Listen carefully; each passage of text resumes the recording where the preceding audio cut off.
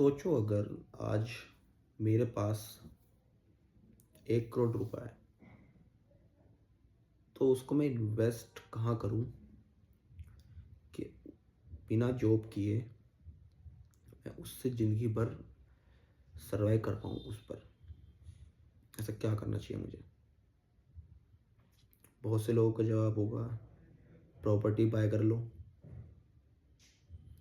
FD में गिर दो, म्यूचुअल फंड में गिर दो सारा पैसा, ऑल्टरनेटिव इन्वेस्टमेंट फंड कर दो एंड सो ऑन। मतलब सबके पास सिर्फ एक ही ऑप्शन है कि जो वो एक सॉल्यूशन देंगे उसका कि भाई ये कर दो, इसे इस सॉल्यूशन ये है इसका। पर मैं क्या समझता हूँ, सिर्फ एक चीज़ में इन्वेस्ट करना, सिर्फ एक चीज़ में आप पैसा सारा लगा रहे हो अपना, वो बेटर चॉइस नहीं होती। अब ये मानो आपने 1 करोड़ रुपये अपना एफडी में गिर दिया मंथली पे आउट में। उसमें क्या आपको जॉब भी नहीं करनी पड़ रही है और मंथली पे आउट भी आ रहा है। लगभग आपको 60,000 का पे आउट मिलेगा हर महीने। ठीक है। अब उस 60,000 आपका वही जो आज जिस 60,000 की कीमत आज सही में 60,000 है, अगले साल उस 60,000 की कीमत 57 या 58,000 होगी। आज से 10 साल बाद उस 60,000 की कीमत कुछ नहीं रहेगी। अब जो आपका एक आपका हो गया 1 करोड़ रुपये आपका अभी भी बैंक में पड़ा है, तो अब ये सोचो जो आपका 1 करोड़ आज पड़ा है बैंक में, वो 1 साल बाद या फिर 10 साल बाद उस 1 करोड़ की वैल्यू क्या रहेगी। बस जिस हिसाब से इन्फ्लेशन है, लगभग 6% पे इन्फ्लेशन चल रहा है, आपका बढ़ रहा है 6% पे, उसके हिसाब से तो ये मानो आपका 10 साल बाद उसकी वैल्यू 70 से 80 लाख से ज़्यादा नहीं रहेगी। भले ही वो 1 करोड़ दिख रहा है अकाउंट में, 70 से 80 लाख पर उसकी कीमत रहेगी नहीं। और आगे 20 से 30 साल में तो खत्म ही पूरी। तो मैं क्या सोचता हूँ, अगर मेरे पास 1 करोड़ रुपये होता तो मैं किस तरह से उसका इन्वेस्टमेंट करता।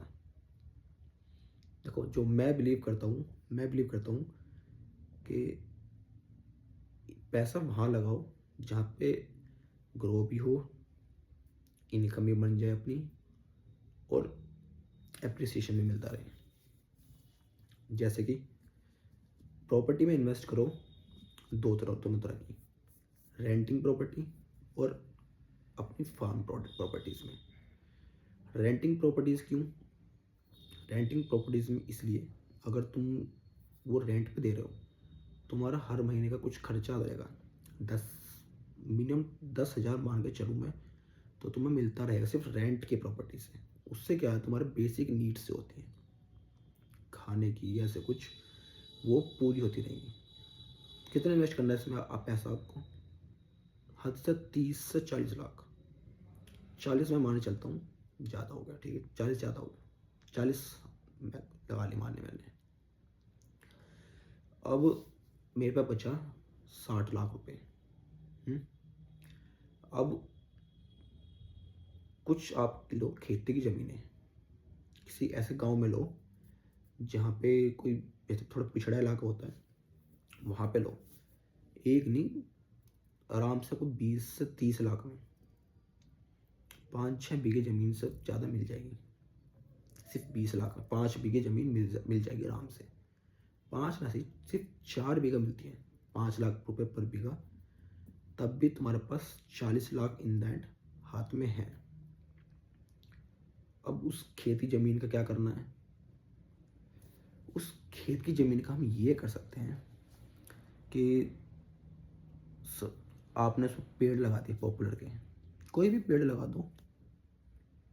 जैसा अभी आप जा नहीं पाओगे क्योंकि आप शहर में रहते हो, तो गांव में जा नहीं पाओगे, या फिर वो ज़मीन किसी को ठेके पे दे दो, वहाँ पे खेती कर लेगा। पर बेटर चॉइस ये रहेगी कि आप उसमें पेड़ लगा दो अपना, पेड़ लगाने से क्या होगा, 3 से 4 साल में उसकी जो वैल्यू तुम्हें पेड़ से मिलेगी लगभग 8 से 10 लाख प्लस मिलेगा। ये मिनिमम बता रहा हूँ मैं।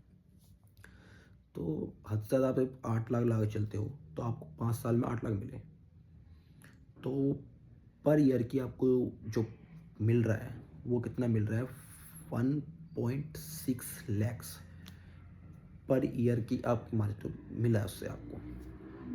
ठीक है, 1.6 लाख आपको मिला उससे, जो आपकी खेत की इनकम है। जो आपकी रेंटिंग इनकम आ रही थी लगभग सिर्फ 10,000 मान चल रहा हूँ मैं, उससे आपका 1.2 लैक्स आ रहे हैं जो रेंटिंग प्रॉपर्टी है। तो टोटल इनकम कितनी आ रही तुम्हारी साल में, 2.8 लैक्स। ये तुम्हारे पास पैसा जो है आ रहा है हर साल। ठीक है, ये तो तुम्हारा होगा सिर्फ जिससे तो तुम कहीं भी पैसा लगा सकते हो, इस पैसे को कहीं भी लगा सकते हो, तो वो तुम्हारी मर्जी है। इसमें क्या है, तुम्हारी प्रॉपर्टी की अप्रिशिएट भी हो रही है, जो खेत की ज़मीन है उसकी भी वैल्यू बढ़ेगी। आगे प्रोजेक्ट्स आते हैं गांव में बहुत, तो उनकी वैल्यू भी अप्रिशिएट बहुत ही होती है। और तीसरा जो तुम्हारे पास 40 लाख बचे इन द एंड, उसका क्या करना है, उसको लगाओ तुम SWP में। तुरंत ना लगाओ उसको, क्या करो 40 लैक्स को म्यूचुअल फंड में गिर दो, 5-6 साल के लिए छोड़ दो बिल्कुल,